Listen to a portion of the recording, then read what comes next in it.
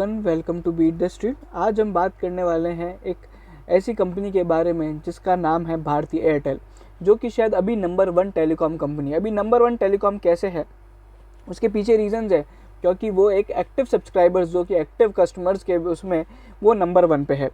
चलिए, सबसे पहले मैं आपको थोड़ी बहुत हाइलाइट्स देता हूँ। अभी जो परफॉर्मेंस चल रही है, ऑपरेशनल परफॉर्मेंस, और जो लास्ट TRAI का डेटा आया है उसके हिसाब से क्या बताया गया है, भारतीय एयरटेल के पास highest number of active subscriber है। एक्टिव सब्सक्राइबर्स वो होते हैं जिन्होंने पिछले 12 महीने में अपना रिचार्ज कराया है, उन्हें यहाँ पे एक्टिव सब्सक्राइबर कहा जाता है। और दूसरी चीज़, यहाँ पे भारतीय एयरटेल के अंदर जो नंबर ऑफ एक्टिव सब्सक्राइबर्स का एडिशंस होता है ना, वो पिछली बार से भी ज़्यादा है। दो यहाँ पे जो ग्रॉस एडिशंस है, मतलब ग्रॉस एडिशन, जो ग्रॉस कस्टमर एडिशंस हुए करते थे, वो यहाँ पे अभी भी जियो से पीछे हैं। बट ओवरऑल अगर आप देखोगे तो परफॉर्मेंस इनकी एक्टिव सब्सक्राइबर्स के बेसिस के अंदर यहाँ पे काफ़ी अच्छी रही है। तो ये जो परफॉर्मेंस थी ना, ये फरवरी की है। फरवरी के अंदर यहाँ पे जो डेटा और परफॉर्मेंस थी वो काफ़ी अच्छी थी। और ये अगर आप देखोगे, ये इंडस्ट्री ट्रेंड फॉलो हो रहा है कि इनके एक्टिव सब्सक्राइबर सबसे ज़्यादा है। भारतीय एयरटेल के 97% जो सब्सक्राइबर है वो एक्टिव है, मतलब रिचार्ज करा रहे हैं, और जियो के 78% है। चलिए, वहीं पे अभी भी मार्केट शेयर के अंदर, ओवरऑल मार्केट शेयर के अंदर यहाँ पे जियो आगे है इनसे। बट ये सारी चीज़ें, अच्छा, ओवरऑल परफॉर्मेंस की बात करें, क्वार्टरली परफॉर्मेंस की, तो कंपनी की जो परफॉर्मेंस है वो डिसेंट और स्टेबल रही है। ठीक है, ज़्यादा कुछ खतरनाक नहीं है।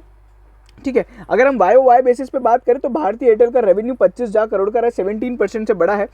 इंडिया बिजनेस के अंदर रेवेन्यू 17.5% से बढ़ता है। मोबाइल सर्विसेज का बिजनेस 19% से। और एयरटेल का जो बिजनेस रेवेन्यू है, जिसके अंदर बेसिकली ये जो एंटरप्राइज सर्विसेज आती है, डिजिटल और एडवर्टाइजमेंट की सर्विसेज, वो वहाँ पे अगर आप देखोगे 9.7% से बढ़ा है। इसके पीछे यहाँ पे जो कंपनी ने बताया, कनेक्टिविटी और बिजनेस सॉल्यूशंस वाले जो बिजनेस है उसके अंदर हुआ है। मोबाइल सर्विसेज के अंदर अगर आप देखोगे तो स्ट्रॉन्ग यहाँ पे कस्टमर एडिशन हुआ है। होम बिजनेस के अंदर यहाँ पे जो अगर आप देखोगे तो उसके अंदर भी यहाँ पे रोबस्ट ग्रोथ देखने को मिली है 3 साल के अंदर। और वहीं पे अगर आप देखोगे, कंसोलिडेटेड EBITDA जो है वो यहाँ पे 12,500 करोड़ का रहा है, जिसके अंदर यहाँ पे 6.4%, अगर आप देखोगे तो यहाँ पे जो मार्जिन है, EBITDA मार्जिन यहाँ पे 48.9% रहा है। और इंडिया का जो EBITDA है वो बेसिकली अगर आप देखोगे तो यहाँ पे 8,970 करोड़ का है, और इसका EBITDA मार्जिन भी 48.9% का है। अगर EBIT की बात करें, earnings before interest and taxes, तो यहाँ पे 19.6% का रहता है, जिसके अंदर भी यहाँ पे ग्रोथ देखने को मिली है, जो कि 5,000 करोड़ का है। कंसोलिडेटेड नेट इनकम की बात करें तो यहाँ पे जो है ये 759 करोड़ रुपीस का यहाँ पे आफ्टर एक्सेप्शनल आइटम्स यहाँ पे करीबन प्रॉफिट है। अच्छा, एक्सेप्शनल आइटम्स में क्या क्या आया है इस बार? कुछ एक्सेप्शनल आइटम थे बेसिकली, जो टैक्स रिलेटेड कुछ इम्पेयरमेंट किए थे कंपनी ने, उसको अभी यहाँ पे रिवर्स किया है, तो उसका प्रॉफिट वापस बुक किया गया है। ठीक है, तो वो सारी चीज़ें ओवरऑल यहाँ पे अगर आप देखोगे, विदाउट एक्सेप्शनल प्रॉफिट यहाँ पे करीबन 350 करोड़ का यहाँ पे प्रॉफिट पुट ऑन किया है।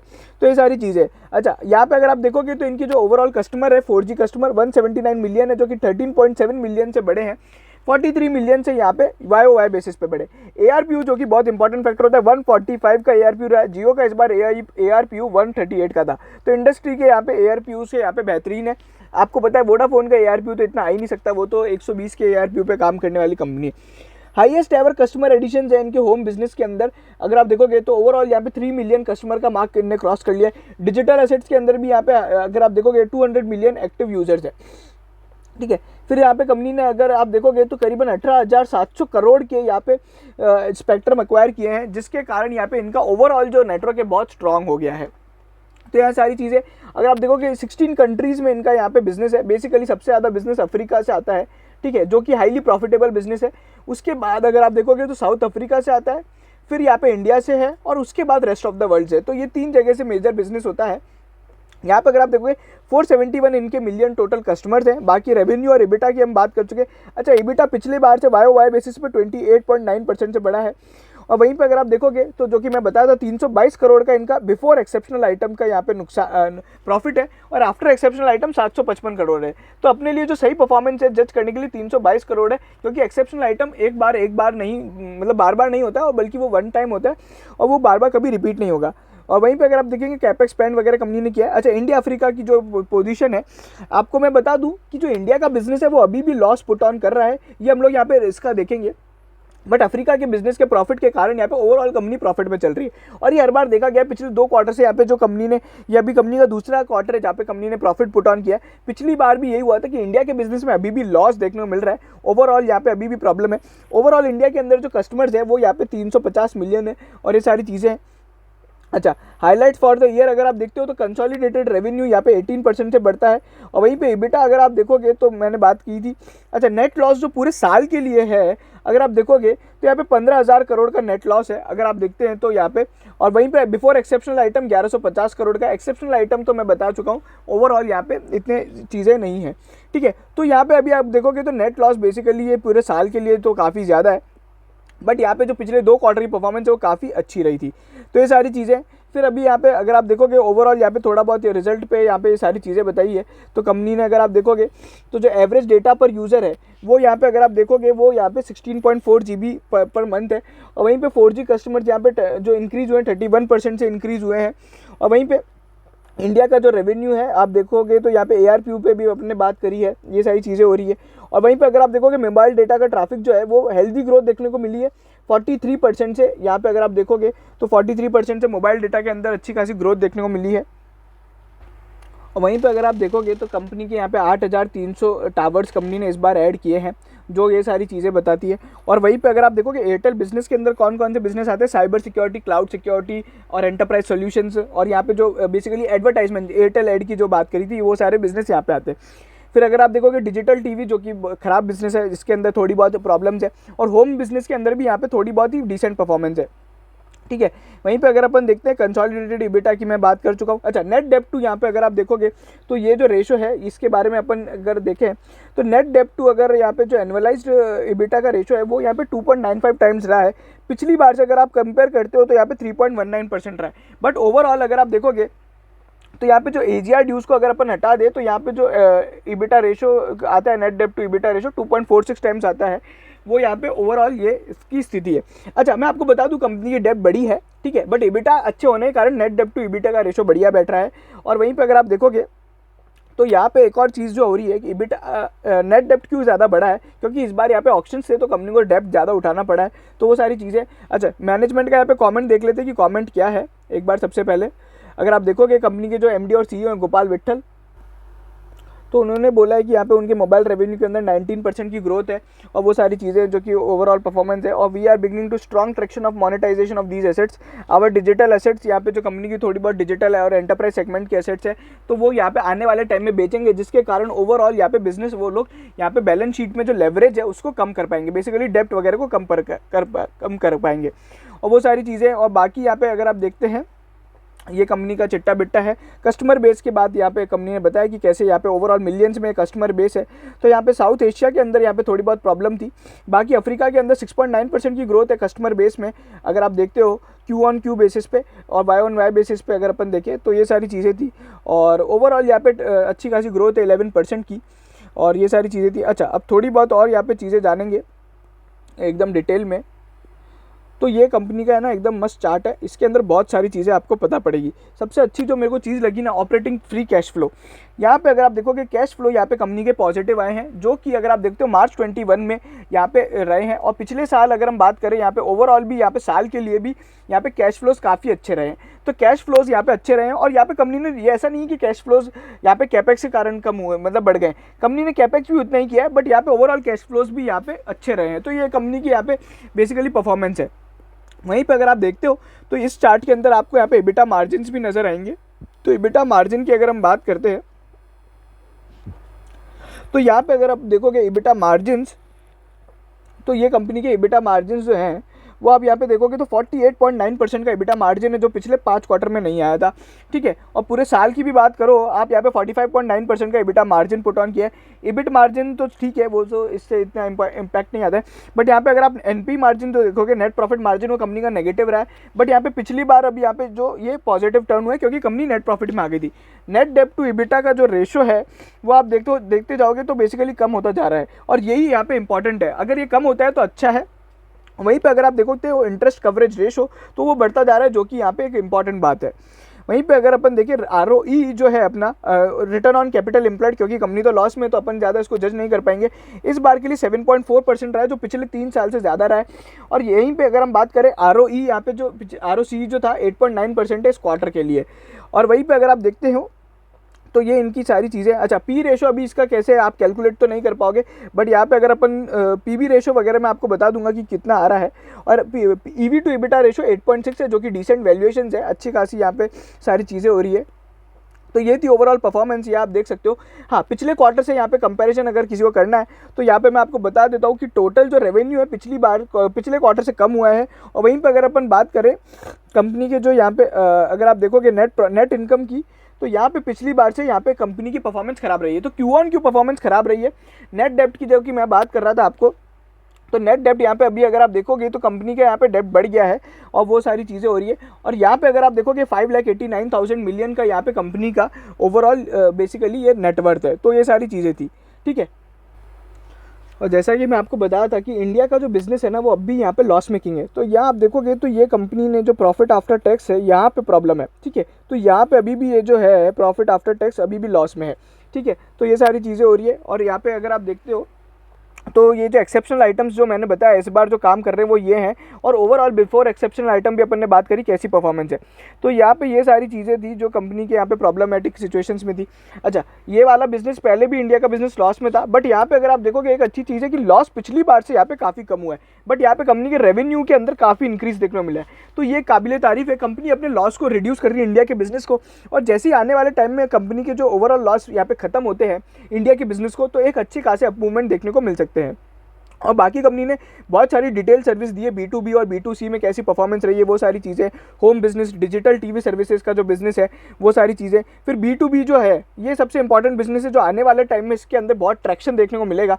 और वहीं पे अगर आप देखोगे तो ये बाकी सारी अफ्रीका और वो सारी कंट्रीज़ का परफॉर्मेंस है जो कि अपन ऑलरेडी डिस्कस कर चुके हैं।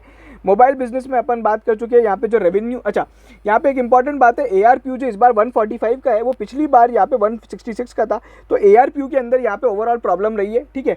तो ये सारी चीज़ें थी जो कि मैं आपको बताना चाह रहा हूँ कि यहाँ पे जो ग्रोथ है ARPU के अंदर वो पिछली बार से तो नेगेटिव है, पिछले क्वार्टर से अगर हम बात करते हैं तो। और वहीं पे अगर अपन देखिए जो यहाँ पे इनका जो ARPU है ना इंडिया बिजनेस का यहाँ पे बहुत कम है। अगर आप देखोगे इंडिया बिजनेस में जो ARPU आता है वो $2.02 का कुछ आता है। बट वहीं पे अगर आप बात करते हो पिछले बार से अगर अपन कंपेयर करते हैं जो अफ्रीका के बिजनेस की अगर हम बात करें तो अफ्रीका में जो बिजनेस आता है ना वहाँ पे जो ARPU है वो $3 का है। अच्छा, ARPU में एक इंपॉर्टेंट बात ये है कि अभी अगर आप पिछली बार के रिकास्टेड IUC से करते हो। अच्छा, IUC क्या होता है, इंटरकनेक्ट यूजेज चार्जेस होते हैं।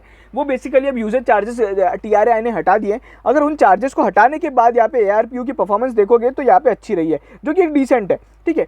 अभी यहाँ पे इंटरकनेक्ट यूजेज चार्जेस कोई भी टेलीकॉम कंपनी अर्न नहीं कर रही है, तो वो यहाँ पे ओवरऑल रेवेन्यू का इंपैक्ट देखने को मिला है। और ये एक बहुत बड़ा रीजन है इंटरकनेक्ट यूजेज चार्जेस। यहाँ पे अगर आप देखोगे तो बिजनेस ने यहाँ पे मतलब जो परफॉर्मेंस है ना वो रेवेन्यू कम हो गया है। नेटवर्क्स वगैरह की बात करी थी, कंपनी का जो नेटवर्क कवरेज है वो आप यहाँ पे देख सकते हो, ये सारी चीज़ें। पॉपुलेशन कवरेज यहाँ पे अगर आप देखोगे 95% पॉपुलेशन कवरेज, और कंपनी ने जो टावर्स वगैरह ऐड किए हैं वो यहाँ पे ये सारी चीज़ें हैं। और वहीं पे अभी जो कंपनी का बिजनेस है वो ओवरऑल यहाँ पे बढ़ता जा रहा है, और ये सारी चीज़ें थी, ठीक है। तो ये सब परफॉर्मेंस रही है। अब अगर अपने को और जो थोड़ी बहुत चीज़ें हैं, अच्छा, कंपनी ने यहाँ पे ना जो डेब्ट वगैरह की फंडिंग करी थी ना वो काफ़ी अच्छी थी। यहाँ पे अगर आप देखोगे तो जो इनकी फंडिंग थी ना ये बहुत ही कम रेट पे थी, जो कि अगर आप देखोगे लोवेस्ट रेट पे है। और एयरटेल का जो बाहर से डेब्ट उठाती है ना US डॉलर में, वो बहुत कम रेट पे उठाती है। तो ये सारी चीज़ें थी। अच्छा, अभी यहाँ पे अगर आप AGR का यहाँ पे मेरे से अपडेट जानना चाहते हो तो देखो मैं आपको बता देता हूँ AGR पे क्या क्या अपडेट है।